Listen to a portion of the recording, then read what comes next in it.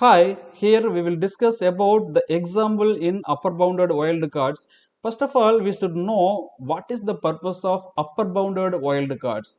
In upper bounded wildcards, we will use the question symbol as a wildcard here type parameter. Okay, the question symbol is using as a type parameter. Then here, which is extending the parent class, right, any parent class. So here the number is having different subclasses. So here whenever I am passing different data type objects in the same program using the same code, at that time we can go for using the upper bounded wildcards. So here we are going to use the parent class features, and this question symbol is extending the parent class. So this question symbol will accept any subclass of this number class. Number class is having integer wrapper class as one of the child class, float is another child class, then byte is another child class, then we are having double. So here we are having short and long data, different subclasses. So these are all child classes to the parent class number.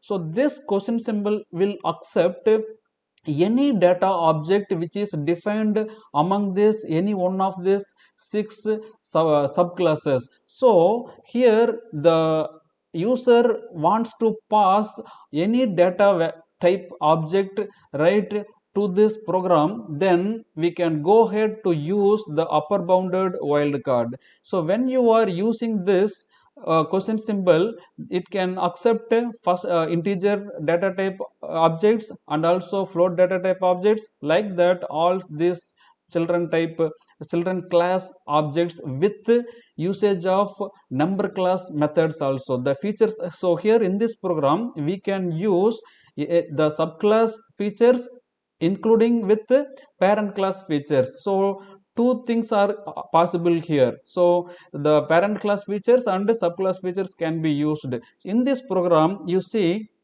I am defining the method with return type double, then array list is receiving any data type values here with the argument name is number, num, right. So based upon this I am defining the main method here. You see, in the main method first I am defining the integer object. Okay, so this integer object is creating one array list.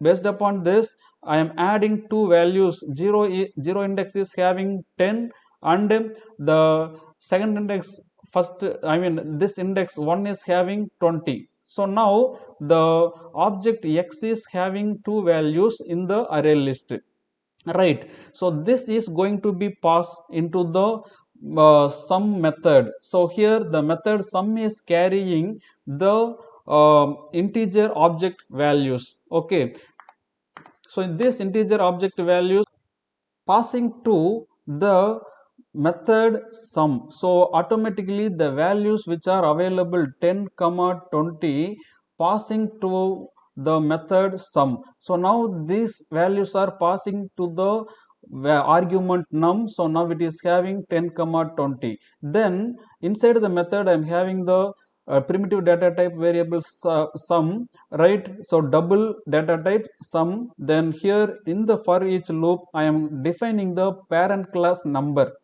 okay, which is creating the object n. So in this n I am receiving the data first time 10 into the n. Then here that n is having 10, 10 is converted into double value. Double value is method of the number class. Okay, number class is having the method double. You see, we are using the number class here, right. So we can use the features of parent class. Okay, here we are using the features of parent class when we are receiving the data from the method invocation. We are using the subclass features. Okay, you see here we are using the subclass features. Okay, the subclass is here question symbol is acting as a wrapper class integer. Then inside the method I am using double value, which is the feature of number class, that means method of number class. So this code is using parent class feature number and also the child class feature. Here we are using the data. Okay, so here by using this question symbol extends superclass number. So using this we are using parent class features and also child class features, then which is doing the summation of these two numbers 10 plus 20 for two times of repetition of for loop, then which is returning that sum is printing here. So sum will be 30, so 30 is printing here. So that is the thing. So now the output will be double value because the return type of this data is double. So sum is also here double, okay, which is returned here. So based upon that, now we are receiving the output as a 30 right through this statement. Then now you see I am creating the object by using data type double. So this double is defining you to, I mean this double data type is used to define the object y. Through this y I am creating the structure array list. Okay, so 0th index, first index, second index, etc. Now this name of this array list is y. Then I am adding 30 to the y, 30.0 because double data type. Then 40 is assigned as a second data that is stored in the index number 1. Then I am calling the method sum. Okay, when you are calling the method sum by passing this array list structure, the control is passing over to the method here. Once it is calling, then it is receiving the data of the array list y, which is having 30.0 and second data is 40.0. Here this question symbol is going to act as a float, I mean double data type.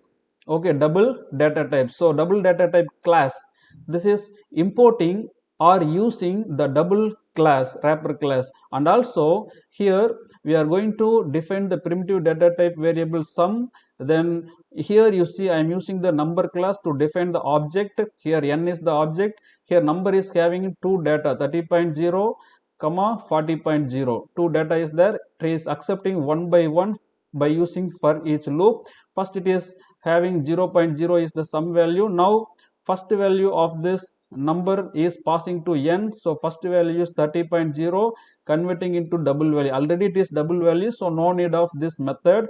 But this method you see, this is the feature of number class.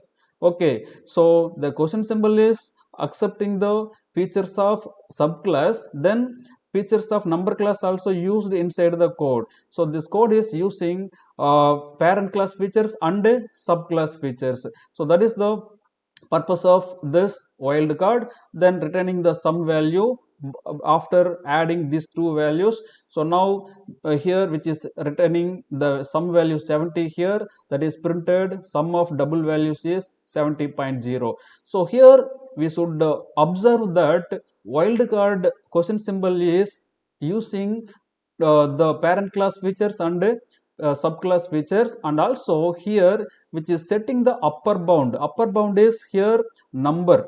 Okay, number. So parent class features can be used here, which is accepting different type of classes based upon the object you are passing here. Whatever object you are passing by using the method. Okay, using the method you are passing the different data type objects. Based upon the data type of the object, here this question symbol will use that respective child class of the number. Okay, that is the purpose of upper bounded wildcards. Thanks for watching.